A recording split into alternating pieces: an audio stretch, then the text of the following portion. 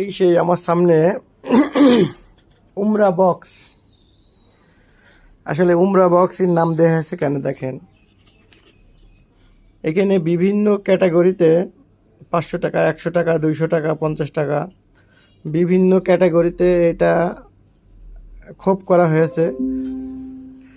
যদি আপনি আজকে 100 টাকায় উমরা বক্স হজের নিয়তে 100 টাকা এখানে ফেলতে পারেন, তাহলে এখানে একটা টিক দিয়ে দেবেন। এই যে 100 টাকার একটা মার্ক এখানে দিয়ে দেবেন মার্কারি দিয়ে। তা আসলে ভাই, অনেকে অনেক টাকা ইনকাম করে, অনেকভাবে ব্যয় করে ফেলে। দেখা যাচ্ছে রাত্রেবেলা বাসায় যাওয়ার সময় 100 টাকা, 200 টাকা, 500 টাকার জিনিস অনেকে কিনে ফেলে। আসলে ঠিক আছে, অনেকে কোটি কোটি টাকা খরচ করার পরেও নিজেকে দাবি করে যে আমার হজ আজও কি হয়নি, ফরজ হয়নি। তা আসলে ভাই, হজ ফরজ হবে কি করে? আমরা যারা ব্যবসা বাণিজ্য করি, আমরা এক চালানে হয়তো বা 1.5 লাখ, 3 লাখ, 5 লাখ, 10 লাখ টাকার মাল কিনি। তো হজ করতে ভাই এখন লাগছে হলো মাত্র 1.5 লাখ টাকা। উমরা হজ করতে লাগছে মাত্র 1.5 লাখ টাকা, অথচ আমাদের প্রত্যেক চালানে মাল আসে 3 লাখ, 5 লাখ, 10 লাখ টাকা পর্যন্ত মাল ঢোকে আমাদের। আসলে প্রত্যেকটা মুসলমানের হৃদয়ে আল্লাহ তাআলার ঘর, পবিত্র ঘর তওয়াব করার জন্য প্রস্তুত থাকা উচিত সর্বদাই, যেটা আমাদের ভিতরে নেই।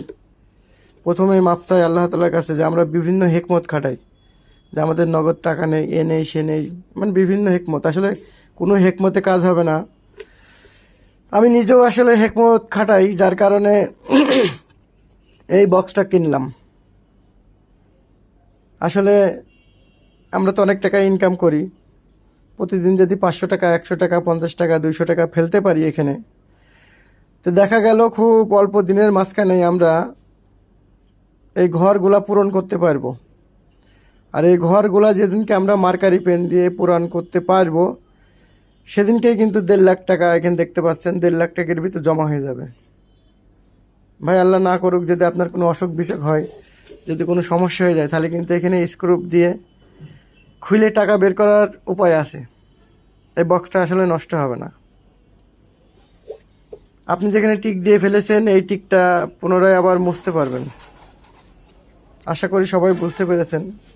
আমি এটা কিনলাম, আমার জন্য দোয়া রাখবেন, এবং আপনারাও আমি চাই একটা করে কেনেন, কিনে আপনাদের দোকানে রাখেন, বাসা বাড়িতে রেখে এটাকে পূর্ণ করেন। আর খুব শীঘ্রই শুভকামনা, আল্লাহ তাআলার ঘর বাইতুল্লাহ শরীফে আপনারা যান এবং আল্লাহ তাআলার কাছে বলেন যে